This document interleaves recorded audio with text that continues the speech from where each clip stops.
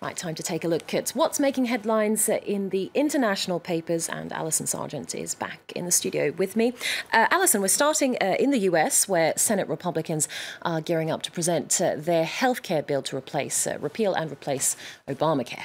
That's right, Rochelle. This bill had been kept pretty much completely under wraps for weeks. People had really no idea what was in it, but a draft was circulating yesterday in Washington, and the Washington Post got a look at it. Now, the other chamber of the U.S. government, the House of Representatives, already approved a version of this health bill, and this one from the Senate is pretty similar, they say, but it has some key differences. In the House bill, people received subsidies from the government based on age, but as the Washington Post reveals, in the Senate version, tax subsidies would be based on income, which is much how it worked under Obamacare. Now, just because this works like Obamacare, it does not mean that it is like Obamacare. Left-wing media like Slate are very much sounding the alarm on that. They say it keeps the Obamacare structure but makes it much more stingy. It also kills funding for Planned Parenthood, which provides health care primarily to low-income women. Okay, well, the man behind this bill is Republican Senate Majority Leader Mitch McConnell. Many American cartoonists imagining what life would be like if he were your doctor. That's right, Rochelle. And when you take a look at these cartoons, you realize that you do not want Mitch McConnell to be your doctor. Here he is in the Charlotte Observer diagnosing a patient with a secret illness and prescribing a secret treatment with secret side effects. Now, this is a commentary on how his legislation was really crafted behind closed doors. A lot of media have been accusing him of basically trying to sneak it past the American people.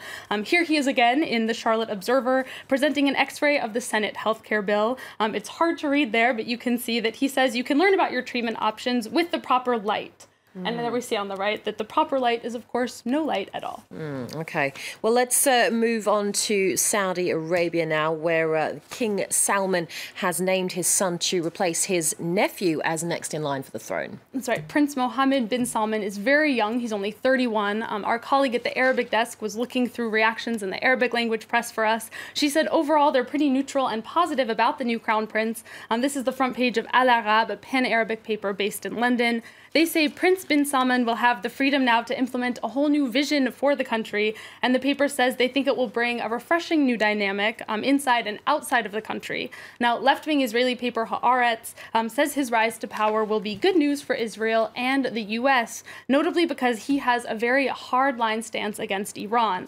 The paper says the Crown Prince also agrees with the U.S. and Israel when it comes to Russia, Assad, and the Islamic State group. Okay, but not all papers are feeling positive about this change, Alison. That's right. The Middle East Eye actually calls him the Prince of Chaos. So really harsh words. This is a pretty damning editorial written by the site's editor.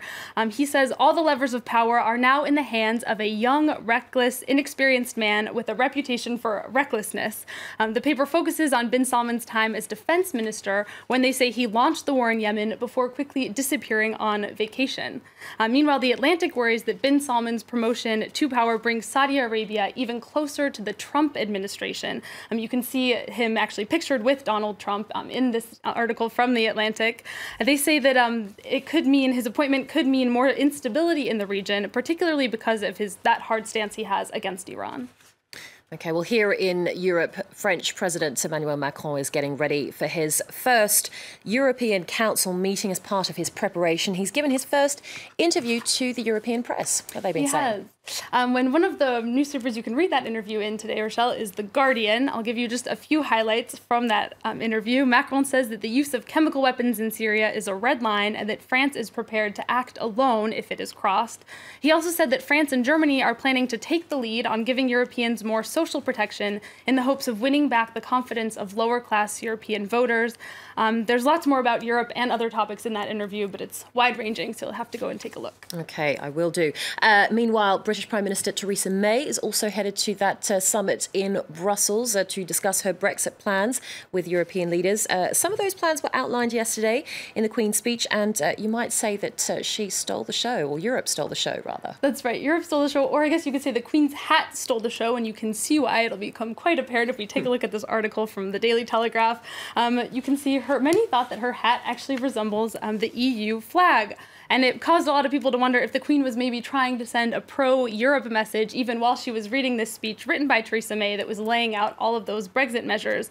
The EU Parliament's chief Brexit negotiator certainly interpreted it that way. We can take a look at a tweet from him. He says, "Clearly the EU still inspires some in the UK."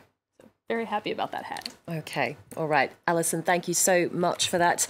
Alison Sargent there with the International Press Review.